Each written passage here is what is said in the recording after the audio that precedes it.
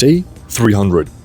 Only 65 days left. And today I'm doing the JLPT N5 test. And if you don't know what that is, well, it's a language proficiency test. So the higher the number, the better you are. Like N1 is pretty much local, N2 is what's required everywhere, and N5 is like, I don't know, a kindergarten child. For the most part, you don't want to do anything under N2 because most companies require an N2. And even these days, it's not really a thing that helps you in a lot of places since they've kind of wisened up. As a lot of people say they're N2 or maybe even have a certificate, but in actuality, they can barely speak the language. So if it's so worthless, why am I doing it? Well, there's three main reasons. First of all, it's fun. You know, it's interesting seeing what happens, what do they want in a language proficiency test. I've never done it. Secondly, I have gotten too complacent in my Japanese. I learned the script because everything here runs on a script. And after half a year, I felt no need to keep on learning because I just didn't have any new words that I used in my daily life. So I felt like I was at a standstill and I didn't like it. I wanted to keep on improving. So this made me improve more. And thirdly, you know, it's gonna sound a bit mad, but I like putting myself out of the comfort zone, like once in a while, just to know how good you have all the other time. Because if you're always feeling nice, you're happy, like everything's going well, I feel like the good time just feel more mundane then. So like every once in a while, you know, every half a year, just do something that brings you back to school years where you feel nervous, you're not unprepared, you have no idea what's going on. And just getting this feeling was pretty refreshing. Now, I don't like this feeling, but again, I don't think this is a good point, but I'm keeping it as a point. And I guess it'll also be kind of interesting to see how I perform, considering I haven't really studied for it. So I've done Duolingo for like 2 years, which is like 10 minutes a day. And now I started Wanikani because it teaches me kanji. So how far can I get with Duolingo, Wanikani, and some street smarts? Not that many though, just street, no smarts. I also almost missed the entire exam because I was having immense stomach pains, so I had to leave later than I expected. And the cab said it'll take only 20 minutes, while the train would take 50 minutes, but it took the cab 10 minutes to arrive, even though it was a minute away. And then when I said, oh, take the highway please, they just completely ignored me and went on the main road and also went in the wrong direction. Either way, the cab ride took 50 minutes. So I arrived thankfully in time to take the exam. Everything here is recorded at post-exam, but I had like 5 minutes to get in and start the exam. Okay, I thought I'd get a nice little view to get like B-roll and talk there, but then I saw somebody had puked there. Never mind. We find a better place to shoot myself talking. Now, I like the fact that they're organized. That's how I got in so fast, like everything was planned. I had like my number, my alley, whatever. But also it's kind of weird how unorganized they are. Because this sheet that's supposed to tell you where to go and prove that you are you, I didn't even get it. I had to print it like a day in advance because I don't know, they just didn't post it to me. Bro, they did me so dirty. Like, what is this? And also, there's a very specific time frame for all the exams.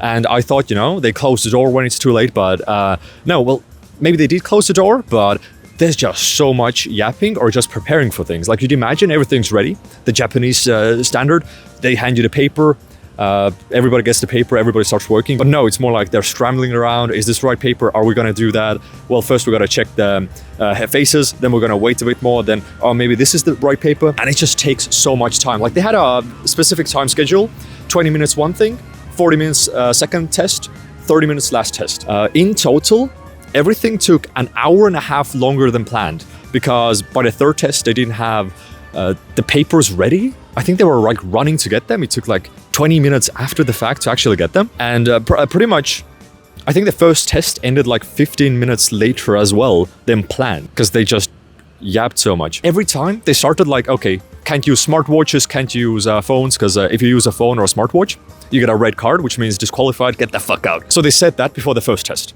Then they said the same thing after the first test. If you have a smartwatch or a phone, do that. Then before the second test, again, same spiel. They just kept repeating the same things. I mean, I guess it's good to repeat, but it wasn't like one sentence. It was like 5 minutes of talking about rules, same rules over and over again, which I guess it's very Japanese. It was just weird. Though, I mean, to be fair, a lot of people didn't follow the rules either. All right, so now that we have better lighting, let's talk about the tests. Test 1. One in kanji prepared me pretty well for that, as in the first part was looking at kanji and knowing what it means, and the second half was actually the reverse. You had words and then you had to know which kanji is represented by those, which not too hard, but I wasn't definitely ready for it at all, as it's kind of like racing games. You race a lap 100 times, 200 times, but the moment it's reversed, suddenly it's a brand new lap. The surprising thing was how unprepared and prepared people were. Give me a sec, I have to get the train. So pretty much everything was in Japanese. The guy in front told us all the rules, everything in Japanese, and that's when I discovered a lot of people that don't speak any Japanese at all. Like, we were told different things to do. For example, there was plastic clear bag in front of us, and we were supposed to put our smartwatches and our phones inside of it. So it's like cheating a turn to something and put it under the desk. And when they told us that, nobody started doing anything. Like, everybody was just, oh, what's going on? And then one of the instructors at the front actually went up to a guy and was like, okay, put this in there. And then everybody behind him started doing the same, and it was like a wave effect, where everybody was like, oh, that's what he meant, let's do that. And even afterwards, where they told us to, close the test books, people just ignored it until the instructors actually physically closed it for them. Though that's not out of the regular at normal tests either, because people just don't listen, so you never know if they don't understand or don't listen or just both. But one thing that did catch me off guard quite a bit was the fact that they don't tell you how much time you have left. First test was 20 minutes. I was like, okay, I'm going to take my time. I know it's difficult. I'm not going to rush.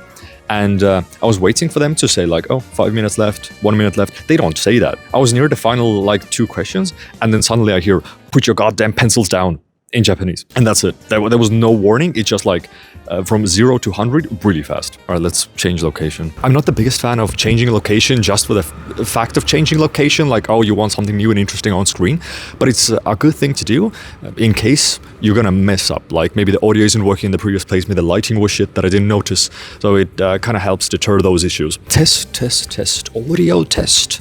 Test number 2. This is where Duolingo came in handy, as you had lots of empty spaces and you had to fill it with the correct words, verbs, adjectives, whatever. That was the first half, and the second half of the second test was reading letters, or reading text, and then providing an answer that works. And this is where I realized Duolingo doesn't... It teaches you so much less than you thought. So for 20% of the answers, I felt like, it's okay, I know what I'm doing, I got this. For 60% of the answers, I was like, okay, well, I'm doing educated guesses based on the context clues. And it's should be fine. And for the final 20%, I was like, yeah, what do the vibes say? Because I don't know. And the third test was listening. Here's where actually going out to bars and testing my skills helped, because I pretty much understood everything. The problem was they used all of the answers, there's 4 answers per question, and they used all of the answers in the text itself. So you can't just take the answer that you hear and put it as the answer. But this also made me realize maybe I don't know as much as I think I know. Because while in real life, it's very easy to just ask for confirmation, wait, you were talking about this store and that store. You meant this one, right? While you're just listening without any questions, it becomes really hard because you can only hear it once and you're like, wait, they just talked about that store, but are they going there then, or did they say they're going to cancel that one? Yeah, I would say that went pretty well.